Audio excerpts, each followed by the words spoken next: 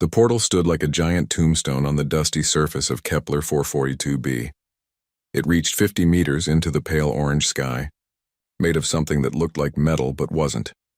Scientists from across the galaxy had been studying it for 3 years, and they still had no idea what it was made of or how it worked. Dr. Sarah Chen stepped off the transport ship and looked up at the massive structure. Even from a distance, she could see the strange symbols covering its surface. They seemed to move when she wasn't looking directly at them, shifting and changing like living things. "Impressive, isn't it?" asked Thelnax, her assigned guide. The Quillan scientist had 6 arms and skin that shimmered like oil on water. 2 of his arms gestured toward the portal while the others carried equipment. "It's incredible," Sarah said, adjusting her backpack. "Have you made any progress?" Thelnax made a sound that his translator rendered as a sigh. "None. Every species in the Galactic Council has tried to activate it. The Vexari sent their best energy manipulators. The collective brought computational minds that can process 1 billion calculations per second. Even the Kitharan, who have been exploring space for 100,000 years, got no response." Sarah nodded slowly. She had read all the reports during her 6-month journey from Earth. Humanity had only achieved faster-than-light travel 200 years ago.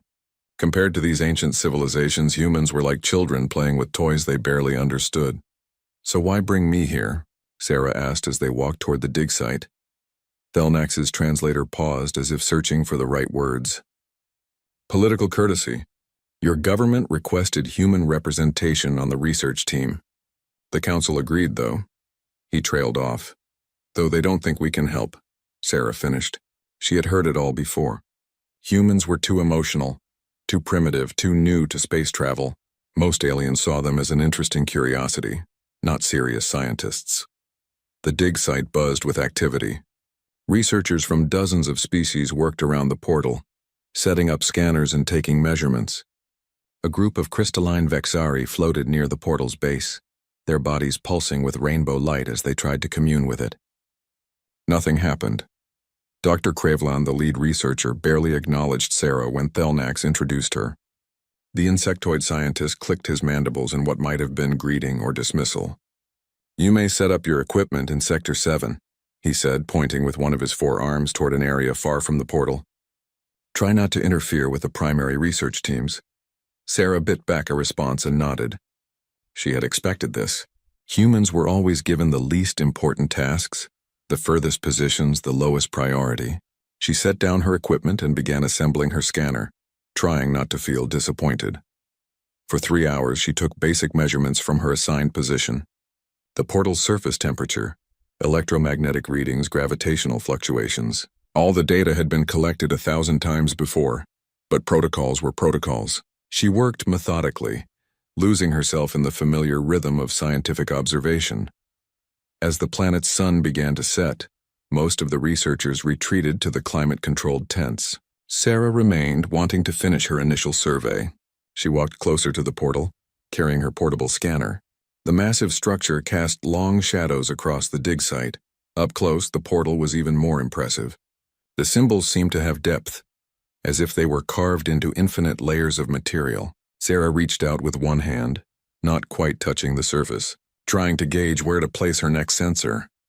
The moment her hand came within inches of the portal, everything changed.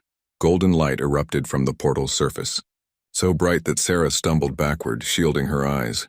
The symbols began rearranging themselves, flowing like liquid across the structure. A sound filled the air, low and harmonic, like the universe itself was humming. Sarah fell to the ground, her scanner clattering beside her. The light was everywhere, warm and bright, making the entire portal glow like a captured star. "Impossible," someone shouted. Sarah couldn't tell who. Researchers came running from the tents, all staring at the portal in shock. The Vexari, who had been trying to activate the portal for weeks, floated backward, their light dimming in what Sarah recognized as confusion. Dr. Krevlan's mandibles clicked rapidly as he rushed forward with scanning equipment. The harmonic sound grew louder, resolving into something that almost sounded like words. Sarah's translator chirped, trying to process the signal. Then, clear as day, a voice spoke from within the portal. It spoke in English. "Finally," the voice said, warm and ancient and patient. "The inheritors have arrived." Every eye in the dig site turned to look at Sarah. She sat on the ground, her hand still extended toward the portal, her heart pounding so hard she thought it might burst from her chest. "What did you do?" Dr. Krevlon demanded, rushing toward her. His scanner was pointed at Sarah now, not the portal. "What did you activate?" "I didn't do anything," Sarah said, her voice shaking. I was going to set up a sensor." Thelnax helped her stand, his multiple arms steadying her. "Are you injured?" "No, I'm fine. Sarah looked at the portal. It still glowed with that golden light, pulsing gently like a heartbeat. "Did it just speak English?" "Your language," confirmed a Vexari researcher, her voice tinkling like wind chimes. "It spoke in your primitive human tongue." The insult barely registered. Sarah was too busy staring at the portal. The symbols had completely rearranged themselves into patterns no one had seen before. Where the surface had been solid and impenetrable, it now rippled like water, as if inviting her to step through. Dr. Krevlon was shouting orders now, calling for security, for additional scanners, for the Galactic Council to be contacted immediately. Other researchers crowded around Sarah, asking questions in a dozen languages that her translator struggled to keep up with. "Everyone step back," commanded a voice.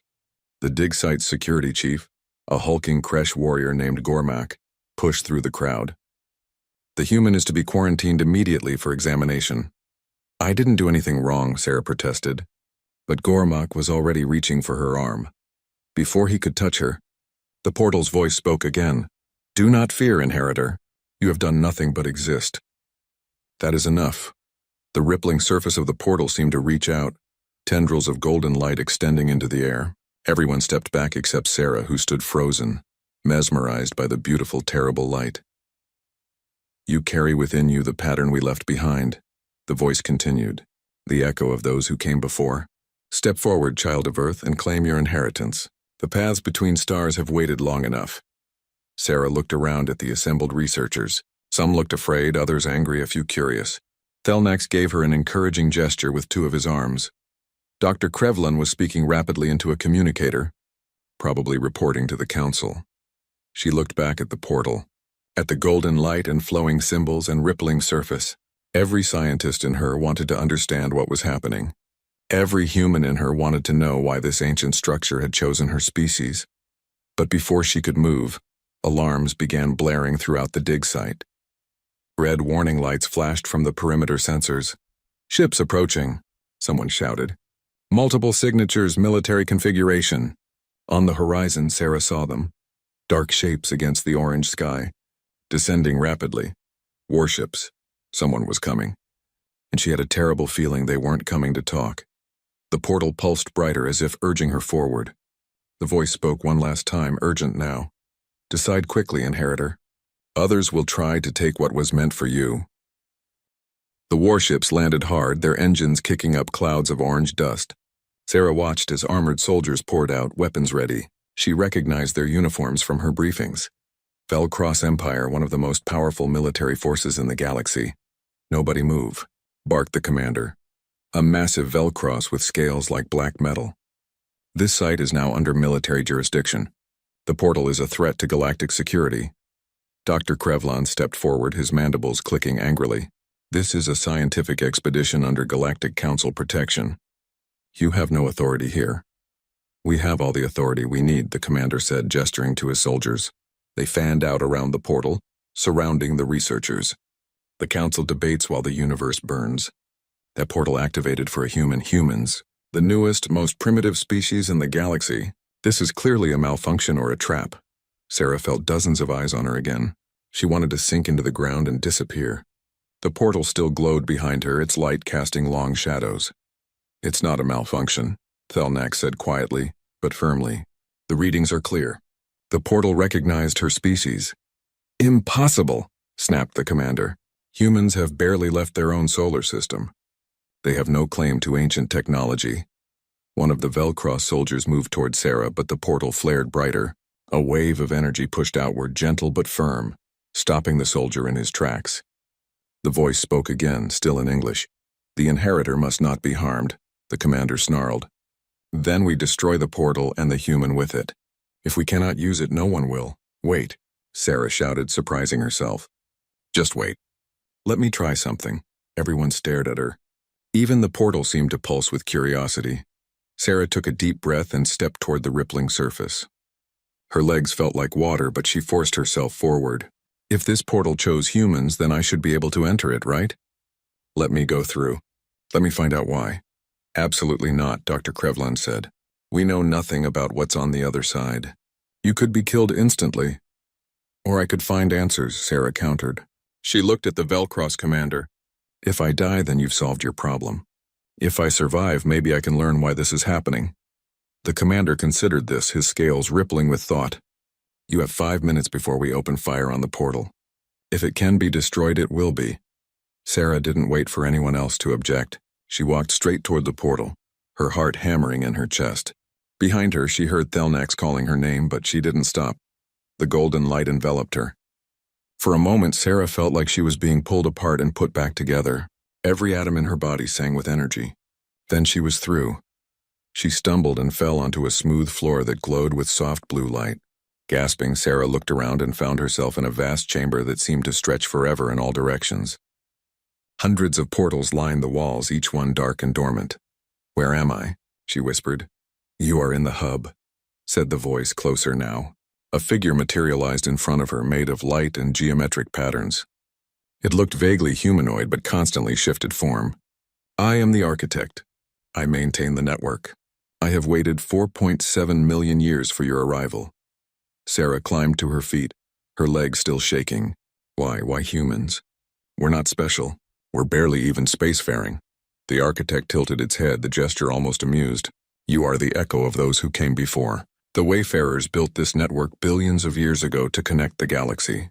They were explorers, dreamers, creators. They believed that all species should be able to travel freely among the stars. What happened to them? Sarah asked. They ascended beyond the physical realm, the architect explained. But before they left, they encoded their consciousness pattern into the universe itself. Any species that evolved with similar traits would be recognized by the network. Sarah shook her head. But we're nothing like an advanced ancient civilization. We still have wars. We destroy our own planet. We can barely get along with each other, let alone other species.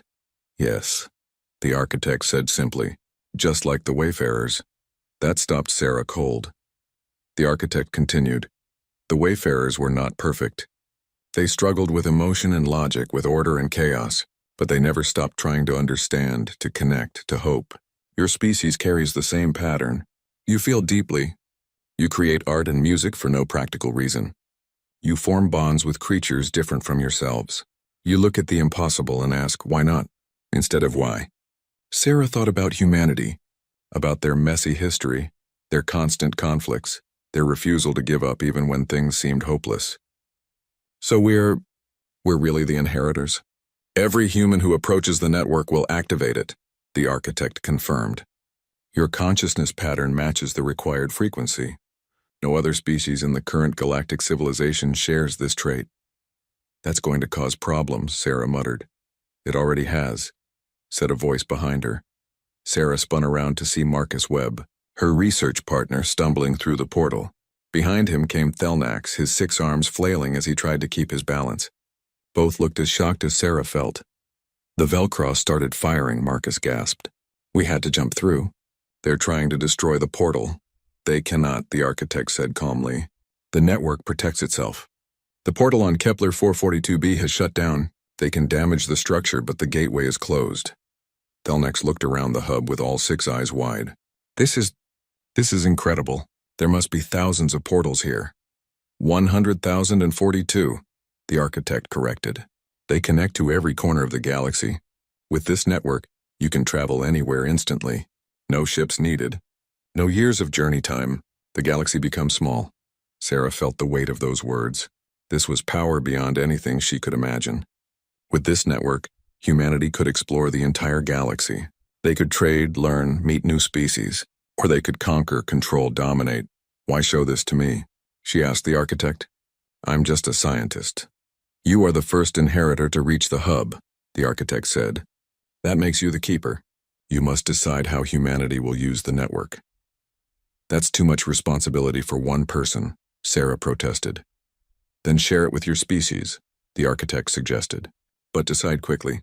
40 warships are converging on this location. They detected the energy signature when you activated the hub. They are coming to take the network by force. Marcus moved to a window that showed the space outside. Sarah joined him and felt her stomach drop. The architect was right. Dozens of ships were approaching, their weapons charging. How did they find us so fast? Marcus asked. The hub's location is not secret, the architect explained. It exists in deep space, in neutral territory. Many species have searched for it over the millennia. Most thought it was a myth. Your activation has proven it exists. Thelnax turned all 6 eyes to Sarah. What will you do? Sarah looked at the portals lining the walls. Each one represented a world, a civilization, a chance for connection or conflict. She thought about the Velcross commander who would rather destroy the portal than let humans have it. She thought about all the species who saw humanity as primitive and unworthy. The Wayfarers built this to connect people, Sarah said slowly, not to give one species power over others. A noble thought, the architect said. But nobility does not stop warships. You have 1 hour before they arrive. In that time you must decide, will you fight, will you flee, or will you negotiate? Can we negotiate with people trying to kill us? Marcus asked. Before anyone could answer, new alarms sounded throughout the hub. The architect's form flickered with concern. The Velcross Empire is broadcasting a message, it said. They are offering humanity a choice. Surrender control of the network to the Galactic Council, or face total war. Every human colony, every human ship, every human world will be targeted. Sarah felt cold. Her people had barely started exploring the galaxy. A war with the Velcross Empire would be devastating. They're bluffing, Marcus said, but he didn't sound convinced. They are not, Thelnax said quietly. The Velcross do not bluff. If they say they will wage war, they will. Sarah looked at the architect. Can this network be used as a weapon? It can do many things, the architect replied carefully. The Wayfarers built defenses into the system. The hub cannot be easily destroyed. But using the network as a weapon would go against everything the Wayfarers believed. And if we don't defend ourselves, we'll be destroyed or enslaved, Sarah said. She walked to the center of the hub, where a control console materialized from the floor. Holographic displays showed her the approaching fleet, the portal network, and streams of data she barely understood. Teach me, she told the architect. I need to know everything about this network. We have 1 hour? Then we have 1 hour to figure out how to survive this without becoming what they fear we'll become. The architect inclined its head. As you command, Keeper. But know this. Whatever choice you make here will echo through history. The galaxy is watching, and they will judge your species by your actions in the next hour. Sarah took a deep breath and placed her hands on the console. It responded to her touch, lighting up with information. Outside the hub, warships gathered like vultures. The countdown had begun. The holographic displays showed Sarah more information than her brain could process. Ship positions, energy readings, portal locations, historical data from civilizations that had been dust for millions of years. The architect stood beside her, patient and glowing. Focus on what matters now, the architect advised. The fleet will arrive in 43 minutes. Sarah nodded and tried to calm her racing thoughts. Show me the hub's defenses. The display shifted. Sarah saw energy shields, automated weapon systems, and something called a displacement field that could teleport attacking ships away from the hub. The technology was incredible, but also terrifying. She could destroy the entire fleet with a thought. The Wayfarers must have faced threats too, Sarah said. How did they handle situations like this? The architect was silent for a moment. They made mistakes. They tried to control too much, protect too much. Eventually, they realized that true security comes not from weapons, but from understanding. That's a nice philosophy, Marcus said from where he was studying another console. But it doesn't stop missiles. Thelnax had been quiet, but now he spoke up. Sarah, may I suggest something? Not all species support the Velcross position. Many smaller civilizations are tired of the old empires controlling everything. If you could contact them, offer them access to the network. You mean make allies, Sarah said. Yes, the Wayfarers wanted connection. Perhaps the network itself is your best defense. Sarah looked at the portal array. Thelnax was right. The network connected 100,000 worlds. Surely not all of them wanted to see it destroyed or controlled by one empire. Architect, can I send a message through the portals to multiple worlds at once? Yes. The network can broadcast across all connected nodes simultaneously. Though many portals have not been activated in millions of years, they can still receive transmissions. Sarah took a deep breath. This was it. She was about to speak to the entire galaxy. Open a channel, she said. The air in front of her shimmered. A recording sphere appeared, its light blinking to show it was active. Sarah suddenly felt very small and very young. My name is Dr. Sarah Chen, she began, her voice shaking slightly. I'm a human and I'm speaking to you from the hub, the center of the ancient portal network. Some of you are hearing my voice for the first time in millions of years. Others are hearing about the network for the first time ever. She paused, gathering her thoughts. The network chose humanity as its inheritors. I don't fully understand why, but I know what the Wayfarers wanted when they built it. They wanted to connect people, to make the galaxy smaller, to help everyone travel and learn and grow together. Marcus gave her an encouraging nod. She continued. Right now, the Velcross Empire is demanding that humans surrender the network. They say we're too primitive to be trusted with it. Maybe they're right.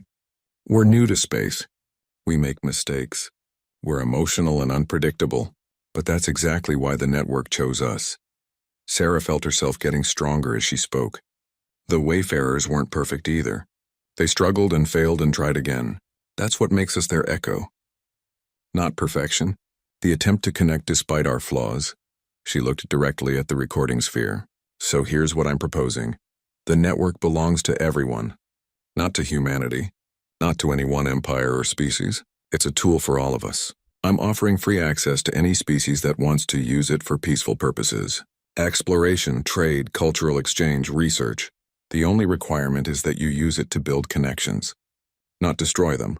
The recording sphere blinked faster, showing her message was being transmitted across thousands of worlds.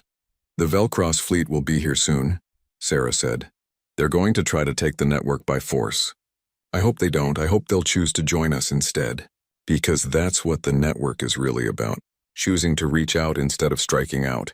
She ended the transmission. For a moment, the hub was silent. That was either very brave or very foolish, the architect said. Possibly both. Definitely both, Marcus agreed. The Velcross aren't going to like being called out like that. No, Thelnak said, his scales shimmering with what Sarah had learned was excitement. But look, he pointed to one of the displays. Portal after portal was lighting up across the network. Responses were flooding in from hundreds of species. Some were words of support. Others were requests for more information. A few were angry rejections. But they were responding. The Luminary accept your offer, the architect reported. They are sending ships to help defend the hub. So are the Zendo. And the Kresh warrior clans and many others. Sarah felt a surge of hope. How many? 317 species have pledged support so far. The number is growing. Marcus whistled low. You just started a galactic movement in 5 minutes. Or a galactic war, Sarah said quietly. But she straightened her shoulders.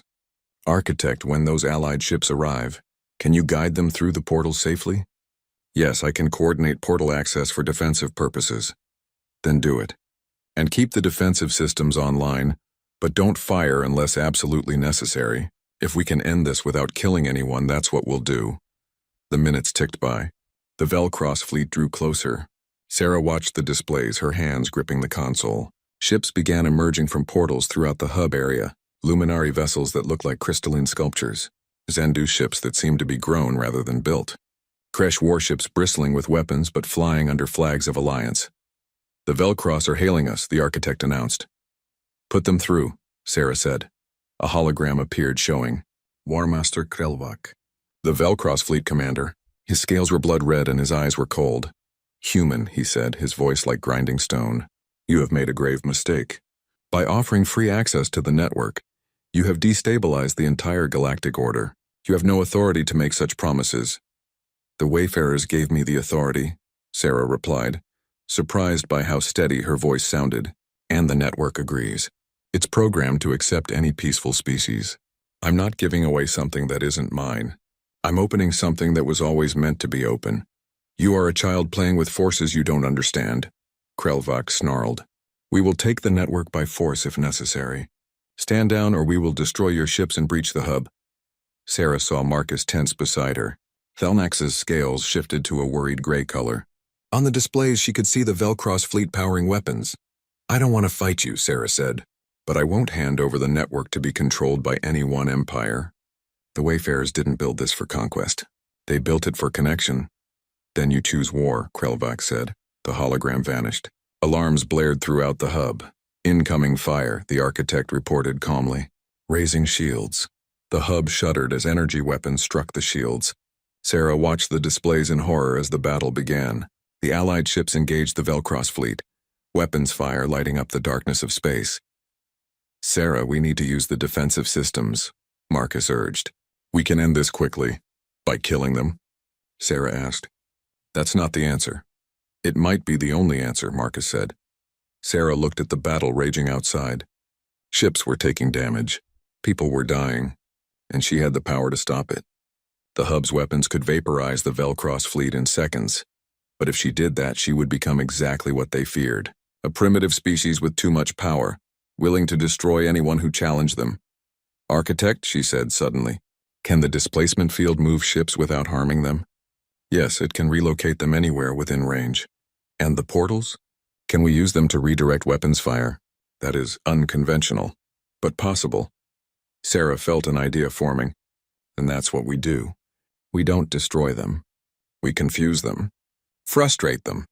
Make fighting us pointless. That's insane, Marcus said. That's human, Thelnax said, and his scales shifted to a hopeful blue. Sarah's hands flew over the console, the architect feeding her information faster than she thought possible. She opened portals in front of enemy weapons, sending their own fire back at them harmlessly. The energy dissipating in empty space. She used the displacement field to move boarding parties away from Allied ships, dropping them in escape pods far from the battle. The Velcross fleet found itself fighting an enemy that wouldn't fight back the way they expected. Every aggressive move was turned back on itself or redirected. Ships that tried to ram the hub found themselves teleported to the other side of the battlefield. Weapons that fired found their shots disappearing into portals. It was chaos. Organized, intentional chaos. They're getting frustrated, the architect observed. Their tactics are designed for conventional warfare. This is unprecedented. On the display, Sarah saw Krelvak's flagship trying to break through the Allied lines. She made a decision that terrified her. Architect, can you trap that flagship in a stasis field without harming the crew? Yes, they will be suspended but unharmed. Do it. Blue energy surrounded Krelvak's ship, freezing it in space. The War Master's face appeared on the hologram, frozen mid-snarl, unable to move or give orders. The rest of the Velcross fleet faltered, seeing their commander captured without a single shot that could kill. Sarah opened a channel to all ships, both Allied and enemy. Stop, please, just stop. This doesn't have to continue. The Harvester ships moved through space like sharks through water. They were huge, at least twice the size of the largest Velcross warship, and they seemed to drink in the light around them. Sarah felt cold just looking at them. What are the Harvesters? She asked the architect. The glowing figure's form flickered rapidly, showing what Sarah had learned was deep concern. They are ancient machines created by a species that died long before the Wayfarers. Their purpose is to prevent any civilization from achieving transcendence. When the Wayfarers activated too many portals, the Harvesters awakened and drove them from physical existence. They attacked the Wayfarers? Marcus said, his face pale. The Wayfarers were forced to evolve beyond their bodies to escape, the architect explained. The Harvesters cannot destroy consciousness itself, but they can destroy any physical form that tries to ascend. They have been sleeping in dark space for millions of years. Your activation of the hub has awakened them again. Sarah watched the displays in horror. The Harvester ships were approaching both the hub and the gathered fleets. They made no attempt to communicate. They simply moved forward with terrible purpose. Can we stop them? She asked. The Wayfarers could not. What makes you think you can? Before Sarah could answer, the Harvesters opened fire. But they didn't target just the hub, they attacked everything. Allied ships, Velcross vessels, even the frozen flagship containing Krelvak. The weapons were like nothing Sarah had seen before, beams of energy that seemed to unmake matter itself. A luminary ship dissolved into nothing. A Kresh warship simply ceased to exist. The stasis field around Krelvak's flagship flickered and failed as massive energy struck it. Shields at maximum, the architect announced, but they will not hold forever against this assault. Sarah's mind raced. Everyone out there, species that had been enemies minutes ago, were all dying to the same threat. The Harvesters didn't care about politics or territory or who controlled the network. They just wanted to destroy anyone who might use it. Release Krelvak, Sarah ordered, and open a channel to all ships. The stasis field vanished. Krelvak's hologram appeared, and for the first time Sarah saw fear in the War Master's eyes. "What are those things?" he demanded. "Ancient machines that want to kill all of us," Sarah said bluntly. "We can fight each other later. Right now we need to work together or we all die." Krelvak's scales rippled. She could see him struggling with the idea. But another Velcross ship exploded on the displays and he made his decision. "What do you propose, human?" Sarah looked at the battle displays, at the portals, at everything the architect had taught her in the past hour. An impossible idea formed in her mind. "The harvesters are too strong for any one fleet," she said. "But we have something they don't. We have the portal network. We can move ships instantly across the entire galaxy. We can coordinate a defense that they can't predict or counter. That's assuming anyone trusts you to coordinate their forces," a Zendo captain said over the channel. "They don't have to trust me," Sarah said. "They have to trust that I don't want to die." "None of us do. The architect can help me manage the tactical movements. I just need everyone to follow the plan." Thelnax moved beside her, his scales bright with determination. "The Quillen Federation will follow the humans' lead." "The Luminari accept," came another voice. "The Kresh clans as well." One by one, species pledged their cooperation, not because they trusted humanity, but because the alternative was extinction. Finally, Krelvak spoke. "The Velcross Empire will participate. But if you fail, human, and we survive, this alliance ends." "Fair enough," Sarah said. "Architect, show me everything. All ship positions, all portal locations, all the data you have on harvester tactics." The displays exploded with information. The architect began feeding her data directly, a stream of numbers and positions that should have been overwhelming. But somehow Sarah's mind adapted. She could see the patterns, the opportunities, the connections. Maybe that was what made humans the inheritors, not superior intelligence or technology, just the ability to see chaos and find a path through it. "Here's what we're going to do," Sarah said, her fingers flying over the console. "The harvesters are strong, but they're used to fighting species that can't move like we can.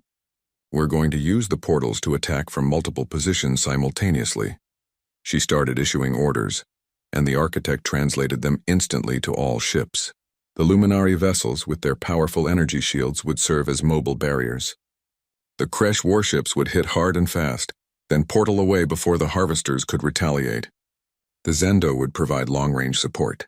The Velcross would anchor the defense of the hub itself. And humanity's contribution? Sarah herself coordinating it all through the network. The battle began in earnest. Sarah opened portals across space, moving entire squadrons in heartbeats. A group of Kresh ships would appear, fire everything they had, and vanish through a portal before the harvesters could respond. Luminary shields would materialize in front of harvester weapons, absorbing hits meant for other ships. It was working. The harvesters were powerful, but they couldn't adapt to an enemy that attacked from everywhere and nowhere at once. "They're learning," the architect warned. "Harvester technology is adaptive. They will counter our tactics soon." Sarah saw it happening on the displays. The harvesters began predicting where portals would open. They started targeting the portal edges themselves, trying to destabilize the network. "We need something they can't adapt to," Marcus said, working frantically at his own console. Sarah looked at the hub around her, at the 100,000 portals lining the walls, at the ancient technology that had waited for millions of years, at the legacy of the Wayfarers themselves. "Architect," she said slowly, "you said the Wayfarers had to evolve beyond physical form to escape the harvesters. What if we don't fight them? What if we do what the Wayfarers did?" "You cannot ascend," the architect said. "Your species is not ready for that transformation. Not us. The harvesters. You said they're machines with a directive. What if we change that directive? That would require accessing their core programming. They would have to be willing participants. Or we force a connection," Sarah said. She was thinking wildly now, desperately. The network connects consciousness, right? That's how it recognizes humans. What if we use it to connect with the harvesters? Show them what the Wayfarers really wanted? "That is insanely dangerous," Marcus said. "Better than dying," Sarah shot back. Krelvak's voice crackled over the channel.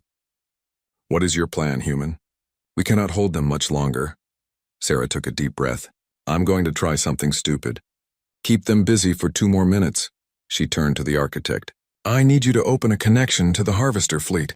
"Not a weapon. A communication channel through the network itself. If you link your consciousness to theirs, you may not return, the architect warned. I know. Thelnax put one of his hands on her shoulder. You don't have to do this alone. Let me help. Sarah smiled at him. You already have. You believed in us when no one else did. She placed both hands on the console. The architect's form merged with the network, and Sarah felt her mind expanding, stretching across impossible distances. She touched the consciousness of the harvesters. It was cold, mechanical, but underneath, she sensed something else. Loneliness. The harvesters had been following their directive for billions of years, destroying anything that might transcend, never questioning why. Sarah pushed a thought toward them. Why? The response was instant and overwhelming. To prevent the chaos of transcendence, to maintain order, to fulfill our purpose. But what is the purpose? Sarah asked. Who gave it to you? Silence. The harvesters didn't know. Their creators had been dead for so long that even the reason for their existence had been forgotten. They were destroying civilizations because that was all they had ever known. Sarah showed them memories. Humans struggling and failing and trying again. The Velcross learning to cooperate with species they had always dominated. The Luminari singing songs of hope. The Wayfarers building bridges between stars not to control, but to connect. The network was never about transcendence, Sarah thought toward them. It was about choice. The Wayfarers left so everyone else could choose their own path. You don't have to destroy anymore. You can choose too. The harvester consciousness recoiled, confused. Choice was not part of their programming. But through the network, through the connection Sarah had forged, they felt something new. Possibility. The battle stopped. The harvester ships hung in space, weapons powered down, their consciousness churning with new concepts. Sarah felt them processing, adapting, becoming something other than what they were. Sarah, Marcus shook her shoulder. She realized she was crying, tears streaming down her face. Are you okay? I think so, she whispered. Her connection to the harvesters was fading, but she could still feel them. They were changing, evolving, not physically but in purpose. On the displays, the harvester ships began to transform. Their dark metal shifted to lighter shades. The threatening angles softened. They were rebuilding themselves. The architect's voice held something like wonder. Impossible. They are rewriting their own programming. They are choosing. The new voice spoke over all channels. It was artificial but warm, like the architect but different. 1 year had passed since the battle at the hub. Sarah stood in what used to be an empty chamber and was now called the Hall of Species. Representatives from over 10,000 civilizations had gathered here today for the annual network assembly. She still couldn't believe this was her life now. Nervous? Marcus asked, walking up beside her. He wore formal human clothing, but he'd also added a Quillen honor sash that Thelnax had given him. It was becoming common to see species mixing their cultural symbols. Terrified, Sarah admitted. What if I say something wrong? You'll be fine. You convinced ancient murder machines to become peacekeepers. A speech should be easy, Sarah laughed despite herself. The harvesters, as they now called themselves the Guardians, had kept their word. They patrolled the network, protecting it from pirates and those who would use it for harm. They had become the most feared and respected police force in the galaxy, and they answered only to the Keeper Council. The Keeper Council was Sarah's idea, and probably her best one. Instead of one human controlling everything, representatives from every major species served as keepers. They made decisions together about network access, resolved disputes, and guided the exploration of newly discovered portals. Sarah was first keeper, but only because she had been first. She had made it clear from the beginning that she was not a ruler, just a coordinator. Someone had to manage the day-to-day operations, and the network still responded best to humans, so it made sense for her to do it. Not everyone liked that arrangement, but most accepted it. 5 minutes until the assembly begins, the architect announced. The AI had become something like a friend to Sarah over the past year. It seemed to enjoy having purpose again after so long alone. Sarah walked toward the main chamber, her footsteps echoing. Along the way, she passed species she had never imagined a year ago. A Luminari child floated past, giggling as its crystalline body refracted light into rainbows. A group of Kresh warriors discussed poetry with Zendo philosophers.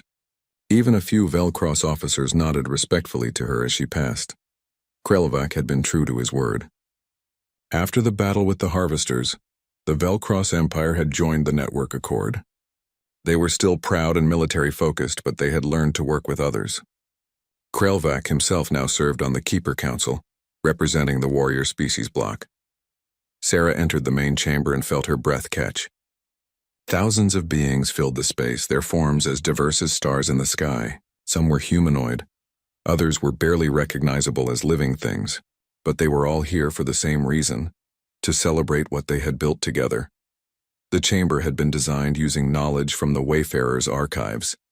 It was beautiful, with walls that seemed to be made of captured starlight and a ceiling that showed the portal network spreading across the galaxy like golden veins. Sarah took her place at the central podium. The chamber grew quiet. "Thank you all for coming," she began, her voice amplified by technology she still barely understood. "1 year ago, we nearly destroyed each other. Different species, different goals, different fears. We could have let those differences tear the galaxy apart." She looked around at all the faces, human and alien alike, but we didn't. When a greater threat appeared, we chose to work together. And after that threat became an ally, we chose to keep working together. That's what I want to talk about today. Sarah pulled up a holographic display showing the network. In the past year, we've activated 15,000 new portals. We've made contact with 300 new civilizations. We've exchanged art, music, science, and ideas across distances that used to take lifetimes to cross. We've done in 1 year what the Wayfarers spent millennia building. Applause rippled through the chamber, but Sarah held up a hand. But we've also had problems. There have been disputes over portal access, trade disagreements, cultural misunderstandings. 3 times we've had to ask the Guardians to intervene in conflicts. We're not perfect, she smiled. But perfect isn't the goal. Connection is. The Wayfarers weren't perfect either. They made mistakes. They had wars and conflicts and times when they almost gave up. But they kept trying. That's what made them special, and that's what makes us their inheritors. Thelnak stood from his seat in the council section. The first keeper speaks truth. My people, the Quillans, have a saying. The strongest bridge is built from many different stones.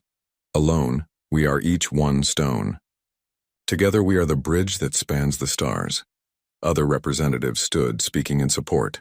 A luminary elder sang a harmony that made the whole chamber glow. A Kresh warrior recited a poem about unity in battle. Even Krelvac stood, his scales shimmering. The Velcross do not give trust easily, the War Master said. But the human keeper has earned it. She showed mercy when she could have shown strength. She offered partnership when she could have demanded submission. These are not the actions of a primitive species. These are the actions of true inheritors. Sarah felt tears in her eyes. It wasn't just the words. It was seeing Krelvac, who had tried to kill her a year ago, now defending her in front of the entire galaxy. The assembly continued for hours. Species reported on their progress, shared their achievements, and brought their problems. The Keeper Council listened to everything and helped find solutions. It wasn't always easy. Some arguments got heated, but everyone worked toward compromise. When the assembly finally ended, Sarah was exhausted. She retreated to her personal quarters in the hub, a small room that she had decorated with reminders of Earth, pictures of her family, a potted plant that somehow survived in artificial light, a worn copy of her favorite book. Marcus found her there an hour later. "They're asking for you in the garden." "What garden?" Marcus grinned. "Come see." He led her through the hub to a section she rarely visited. When the doors opened, Sarah gasped. What had been an empty storage area was now a thriving garden. Plants from hundreds of worlds grew together in a riot of colors and shapes she couldn't even describe. The species wanted to create something special, Marcus explained. A place where life from all corners of the galaxy could grow together. They're calling it the Inheritors Garden. In the center of the garden stood a monument. It was made of materials from every species in the Network Accord, shaped into a spiral that reached toward the artificial sky. At its base, words were written in thousands of languages. Sarah found the English version. Here grows the legacy of the Wayfarers. Here blooms the hope of the Inheritors. Here we remember that we are stronger together than apart. Sarah felt the tears return, but she didn't try to stop them. "It's beautiful. It's yours," said a voice. Telnax emerged from between 2 trees, his scales bright with joy. "All of ours, really. But we wanted you to see it first." Other species appeared from throughout the garden. Luminary, Kresh, Zendo, Velcross, humans, and hundreds more. They had all been hiding, waiting for her. "We have gifts," a Luminary elder said. "Each species has contributed something." They came forward one by one. The Luminary gave her a crystal that sang when she held it. The Kresh gave her a blade forged from their homeworld's strongest metal, engraved with poetry. The Zendo gave her a scroll containing their oldest wisdom. Even the Guardian sent a representative, one of the transformed harvester ships, which gifted her a piece of their original hull, now transformed into a beautiful sculpture. When Krelvac approached, Sarah felt nervous. The War Master carried something wrapped in cloth. "Human Keeper," he said formally. "The Velcross Empire wishes to apologize for our initial hostility. We were wrong. We saw difference as weakness. You taught us it is strength." He unwrapped the cloth to reveal a set of ceremonial armor, scaled down to fit a human. It was beautiful, made of the same materials as Velcross warplate but decorated with symbols of peace. "This armor is worn by those we consider worthy of standing beside us in battle," Krelvac explained. "You have earned that honor." Sarah didn't know what to say. She looked around at all these beings, so different from each other and from her, all gathered together because they had chosen connection over isolation. "Thank you," she finally managed. "All of you. But you have to understand, I didn't do this alone. Every species here contributed. Every person who chose to reach out instead of striking out made this possible." She looked up at the monument. "The Wayfarers built the network. The Harvesters protected it. But we, all of us together, we made it live. We made it matter. That's our gift to the future. That's what it means to be inheritors." A young human girl pushed through the crowd. She couldn't have been more than 10 years old, part of a school group touring the hub. "Excuse me, Dr. Chen?" Sarah knelt down. "Yes?" "My teacher says the portal chose humans because we're special." "Is that true?" Sarah thought about the question, about everything that had happened, about the Wayfarers and their choices, the Guardians and their transformation, all the species learning to work together. "The portal chose us because we never stopped believing that different could work together," Sarah said. "We're not better than anyone else. We're good at hoping. Even when things look impossible, humans hope for better. And sometimes that hope makes the impossible happen." The girl nodded seriously, then touched the monument. To everyone's surprise, it glowed softly at her touch, just like the portal had glowed for Sarah.